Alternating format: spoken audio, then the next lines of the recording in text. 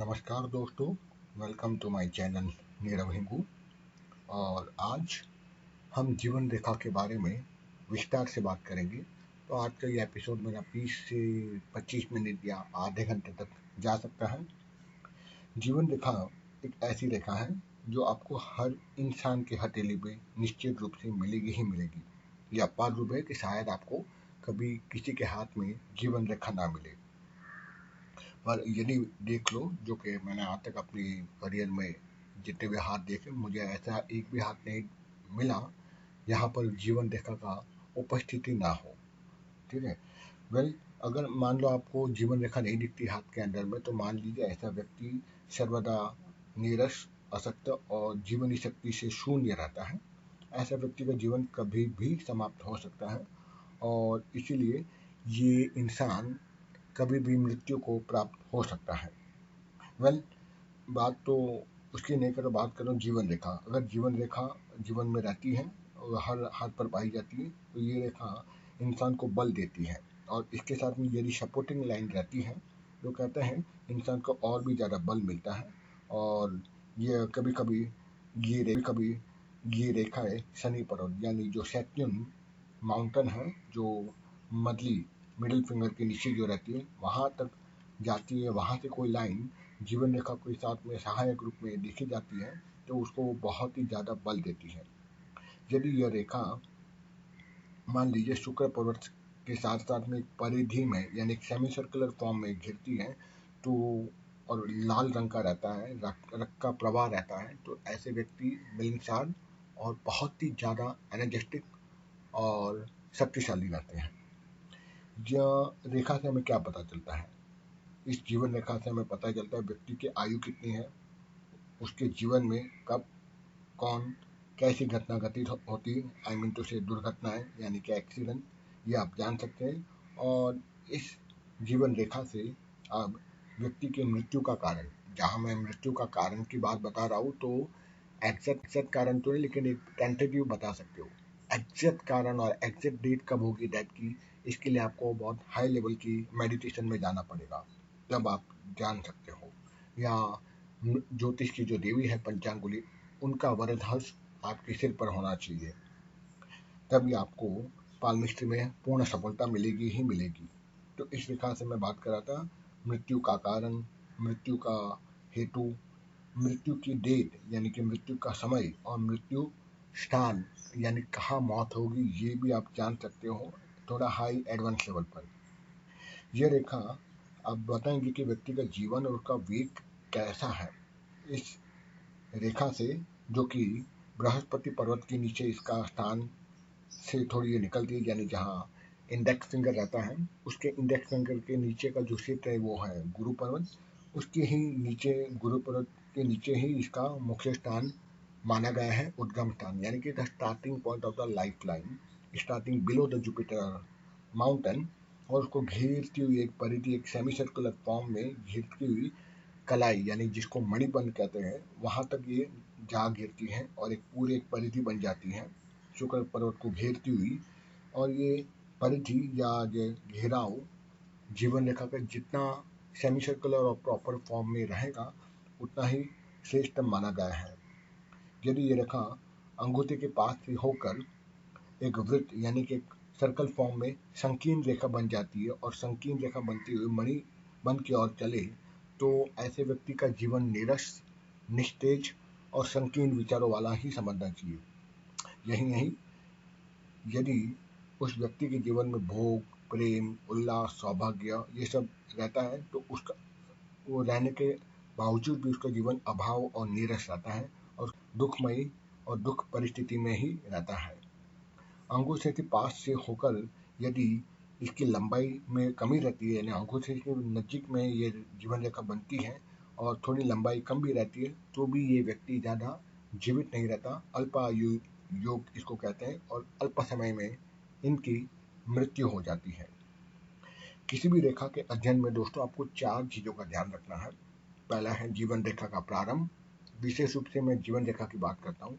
जीवन रेखा का प्रारंभ, जीवन रेखा का अंत कैसा है, जीवन रेखा पर पाए जाने वाले चिन्ह जैसे क्रॉस हो गया, द्वीप यानी कि आइलैंड हो गया, डॉट हो गए, फिर बिंदु हो गया, क्रॉस हो गया, स्क्वायर हो गया, रेक्टेंगल हो गया, ये सारे जो साइन है वो भी आपको देखने हैं। और चौथा, जीवन रेखा कितनी गहरी स्पष्ट है। और पांचवा, जीवन रेखा पर पाए जाने वाले हल्की सी रंगों की बौछार। एक दृष्टि में कहूँ तो जीवन रेखा बहुत ही क्लीन, नीट और बिना टूटी फूटी होनी चाहिए, क्योंकि जितना भी नीट और क्लीन रहेगी वो उतना ही ज़्यादा अच्छा माना जाएगा। और ऐसा व्यक्ति के अंदर जीवनी शक्ति यानी जीवन जीने की कला रहती है, और वो जीवन में बहुत बड़ी उन्नति करता है, स्वास्थ्य उसका अच्छा रहता है। और सही तरीके से मैं कहूँ तो ऐसे लोग सच्चे मानव माने गए हैं, क्योंकि इनके अंदर एक कोमल भावनाएं जरूर रहती है लोगों के लिए।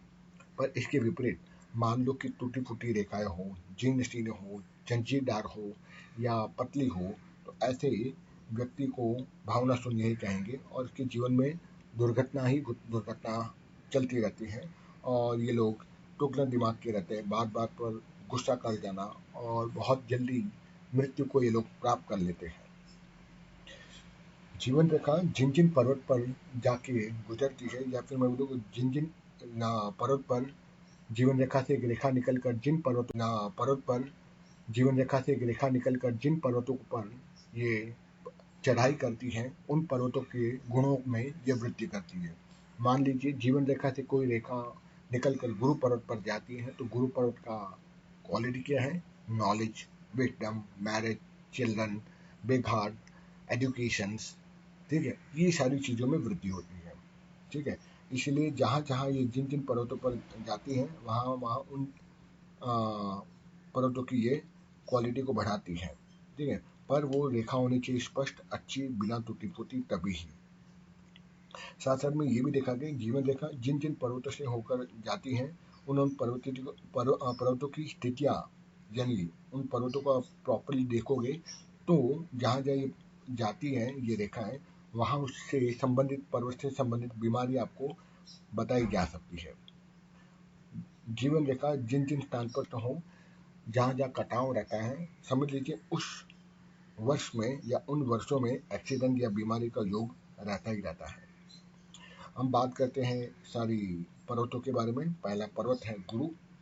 यदि गुरु पर्वत के नीचे जीवन रेखा, मस्तिष्क रेखा दोनों मिली हो तो शुभ चिन्ह माना गया है, जो कि मेरे हाथ में गुरु और जीवन रेखा, गुरु पर्वत के नीचे जीवन रेखा और मस्तिष्क रेखा दोनों मिली हुई हैं, तो I feel very proud and very much what we say lucky also. अब इसका प्रेडिक्शन हम देखते हैं। यदि गुरु पर्वत के नीचे मस्तिष्क रेखा और जीवन रेखा दोनों मिल जाती है, ठीक है, तो कहते हैं बहुत ही शुभदायक योग माना गया है। ये दोनों रेखा जितनी अधिक मिली हुई होगी, कहते हैं कि व्यक्ति बहुत सतर्क, परिश्रमी और एक योजनाबद्ध तरीके से वो काम करता है। योजनाबद्ध तरीके से काम करने वाला मतलब ऑर्गेनाइजेशनल स्किल इसकी बहुत ही अच्छी रहती है। ठीक है, और यदि मान लो जीवन रेखा और मस्तिष्क रेखा दोनों अलग अलग पर्वत से या अलग अलग स्थानों से निकलती हो, तो कहते हैं ऐसा व्यक्ति एकदम इंडिपेंडेंट टाइप रहता है, इसको किसी के अंदर में काम करना पसंद नहीं रहता है, उन्मुख विचारों का हामी, उन्मुख विचारों का ये स्वामी रहता है। यदि मान लीजिए कि जीवन रेखा, मस्तिष्क रेखा और हृदय रेखा यानी कि life line, headline and heart line, ये तीनों का स्टार्टिंग पॉइंट एक ही हो या मिला हुआ हो, तो ये बहुत ही ज़्यादा नेगेटिव पोजीशन या नेगेटिव विचार या फिर नेगेटिव प्रेडिक्शन माना गया है। ठीक है, और कहना नहीं चाहिए, पर ऐसे इंसान की हत्या हो ही जाती है। खैर, आगे बढ़ते हैं। जीवन रेखा पर सीधी आड़ी रेखाएं जितनी काटती हो, व्यक्ति का स्वास्थ्य यानी कि हेल्थ उतना ही डिटोरिएट होते रहता है। अब मान लीजिए एकदम आड़ी रेखा, हॉरिजॉन्टली कोई रेखा मिलकर काट कर हृदय रेखा, मस्तिष्क रेखा यानी कि हार्ट लाइन, हेडलाइन और जीवन रेखा को मिलकर एक रेखा, इन तीनों को मिलाकर त्रिभुज यानी कि ट्रायंगल बनाता हो, तो ऐसे इंसान को रेस्पिरेटरी एलिमेंट्स, विशेष रूप से ट्यूबरक्लोसिस और दमा का बीमारी हो सकती है या होती है। स्पेशली एस्थमा की बीमारी होने के चांसेस इन लोगों को बहुत ज़्यादा है।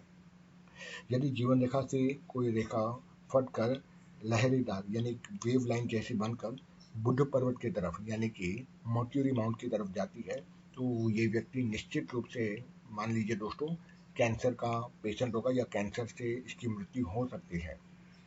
यदि जीवन रेखा से कोई रेखा निकलकर गुरु पर्वत की ओर जाती है, जैसे मैंने पहले बताया, ये जो पर्वत पर यहाँ से रेखा निकल कर जाती है उन पर्वतों की ये क्वालिटी को एनहांस करती है। जैसे कोई रेखा निकलकर गुरु पर्वत से, यानी कोई रेखा नहीं, जीवन रेखा में से एक रेखा निकलकर जुपिटर पर्वत की तरफ जाती है, गुरु पर्वत जिसको कहते हैं, तो कहते हैं ये इंसान को बहुत ही ज़्यादा एम्बिशियस, महत्वाकांक्षी बना देता है और उसको पूरा करने के लिए होड़ में इंसान कुछ भी कर बैठता है और बहुत बड़े बड़े रिस्क लेता है और निरंतर ये प्रयास करते रहता है कि वो अपने लक्ष्य को, अपने एम्बिशंस को पूरा कर सके। यदि जीवन रेखा पर बहुत सारी छोटी छोटी रेखाएं, प्रशाखाएं ऊपर की ओर अपलाइन टुवर्ड जुपिटर एंड सूर्य पर्वत की तरफ जाती है, तो कहते हैं ये व्यक्ति बहुत ही ज़्यादा कर्मवादी, कर्मठ रहता है, काम करने में निपुण रहता है। ऐसे व्यक्ति कर्मठ माने गए हैं और साधारण घर में जन्म लेकर ये व्यक्ति उच्च पद को प्राप्त होता है। जैसे कि हमारे Shri ex prime minister Lal Bahadur Shastri ji महाराज, ठीक है, उनके हाथों में आप अभी तो उनके जीवन की छाप मिल जाए हाथों की तो बढ़िया रहेगा, वरना चलो कोई बात नहीं। वेल, और आगे बात करते हैं। यदि ऐसे ही जीवन रेखा से कोई शाखाएं, प्रशाखाएं ऊपर की ओर निकलती है और जिस स्थान पर या आयु के जिस खंड पर वो मिलती है दूसरी रेखाओं को, तो वह समय या वो स्टार्टिंग एंडिंग पॉइंट वो रेखा का श्रेष्ठतम आयु खंड माना जाएगा और उसके लिए सौभाग्यशाली माना जाएगा। यानी उन वर्षों में व्यक्ति सबसे ज्यादा विकास या प्रोग्रेस करेगा। आगे कहते हैं, जीवन रेखा से यदि कोई रेखा निकलकर जो प्रशाखा जिस पर्वत की ओर बढ़ती है, जैसे पहले कहा था, उन पर्वतों की वो वृद्धि करता है, क्वालिटी एनहांस होती है। यदि जीवन रेखा के प्रारंभ में कुछ सहायक रेखा यानी कि सपोर्टिंग लाइन, आपको ये सपोर्टिंग लाइन सुशांत सिंह राजपूत के हाथ में जरूर दिखेगी। You can see my blog on Sushant Singh Rajput.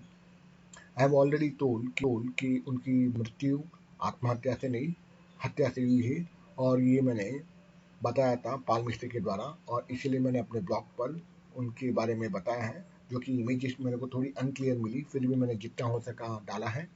You can move on to my blog to read on Pal Mistry on Sushant Singh Rajput death. My blog URL is www.occult occult speak SPEAK occultspeak.com। वहाँ पे मैंने सारी चीज़ें डाली हैं। खैर, बात कर रहा था मैं सहायक रेखा की।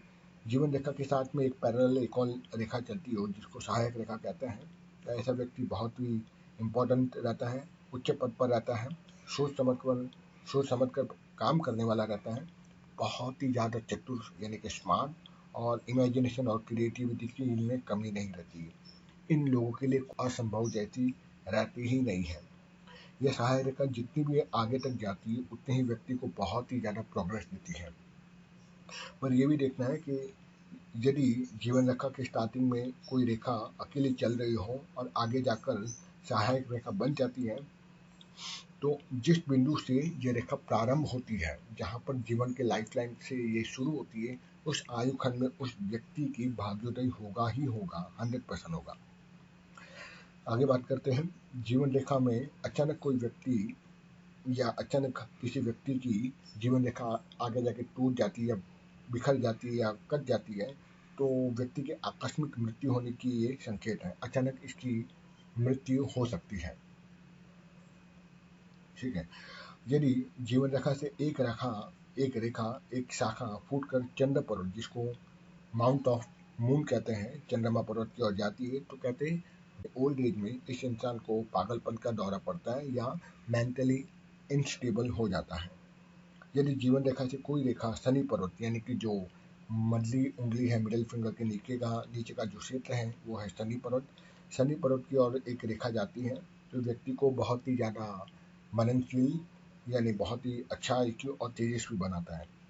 सूर्य रेखा पर यदि कोई जीवन रेखा से निकल कर वो रेखा या शाखा सूर्य पर्वत पर जाके मिलती है, सूर्य पर्वत आता है रिंग फिंगर के नीचे, तो ऐसे व्यक्ति उच्च पद पर आधीन होते हैं।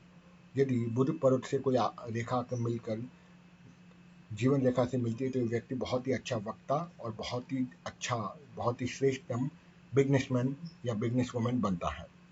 यदि मंगल रेखा से मंगल पर्वत से कोई रेखा निकलकर सूर्य नॉट सूर्य जीवन रेखा से एकाकार हो जाती है तो व्यक्ति को कर्मठ, मेहनती और साथ साथ में लड़ाकू और लीडर बना देता है, और वो हो सकता है सेना में या पुलिस में श्रेष्ठतम पद पर उसकी शोभा वृद्धि होती होगी।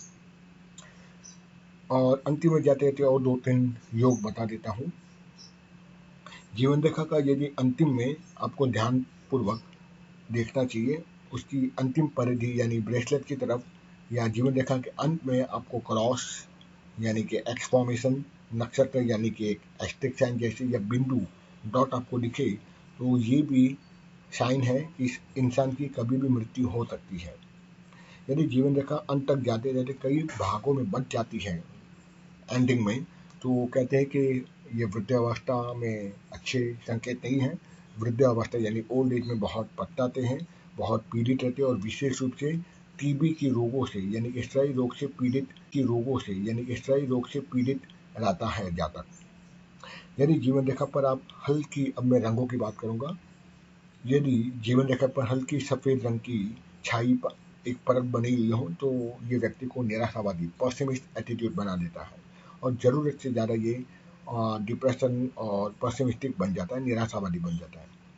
यदि हल्की गुलाबी रंग की जीवन रेखा आपको दिखे तो ये अच्छे स्वास्थ्य का परिचायक है, और यदि हल्का सा लाल रंग इस पर छाई हुई हो जीवन रेखा पर तो ये एक शक्ति, एक सामर्थ, एक ब्रेवरी, एक करेज का ये परिचायक है। यदि जीवन रेखा हल्की पीले रंग की छाई से बनी हो तो कहते हैं कि ये व्यक्ति को बहुत ही ज़्यादा बीमार बना देती है, और हल्की नीली रंग वाली इसकी जीवन रेखा का रंग हो तो रक्त के रोगों से central nervous system and blood से रिलेटेड इसको इश्यू। तो दोस्तों, आज मैंने बात की जीवन रेखा पर। अगले एपिसोड पे फिर आएंगे एक और एपिसोड पर, एक और टॉपिक पर। तब तक के लिए धन्यवाद, नमस्कार, जय हिंद।